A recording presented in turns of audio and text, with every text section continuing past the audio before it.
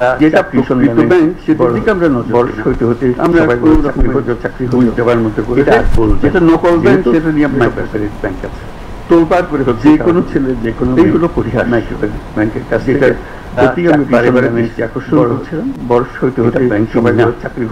খোঁজো ব্যাংকিংটাও এটা বলবে না যেহেতু প্রকৃত ব্যাংকে আসতে হবে তোমাদেরকে এটাই হলো মানুষের ছেলে যে কোনো মেয়ে মানুষ যেখানে আসতে পারে কাছ থেকে সেটাই প্রকৃত ব্যাংক সেটাই হবে বড়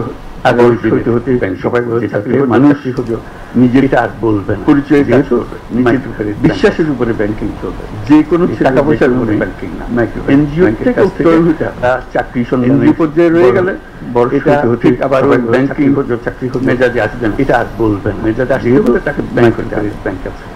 মাইক্রোক্রেডিট যে কোনো ছেলে যে কোনো নামে একটা আইন মাইক্রো হবে ব্যাংকের কাছে আইনের কথা চাকরি সন্ধানে আমরা পাচ্ছি বড় সেটা পরিষ্কারভাবে ব্যাংক হতে হবে এটা আর বলবে না যেহেতু সেটা regulatory authority microcredit regulatory authority যে কোনো হতে পারে মাইক্রোক্রেডিট কিন্তু নিজ থেকে চাকরি সন্ধানে ব্যাংকিং বড় হতে আইনের মধ্যে থাকতে হতে এই সবাই সামাজিক চাকরি খোঁজো ব্যবসাটা আর বলবে প্রতিষ্ঠা যেহেতু মালিক ব্যাংকের কাছে কোনো মুনাফি কোনো ছেলে যে মানুষ মাত্র উদ্যোক্তা সে ব্যাংকের কাছ থেকে চাইবে না চাকরি সন্ধানে উদ্যোক্তা হওয়ার জন্য বড় হতে সবাই চাকরি দিচ্ছে যে কারণে সেটা আর বলবেন উদ্যোক্তা যেহেতু মাইক্রোক্রেডিট এখন আমরা তরুণদের তাদের যে কোনো ছেলে যে কোনো ছেলে মেয়ে যারা কাছ থেকে যারা চাকরি সন্ধানে বড়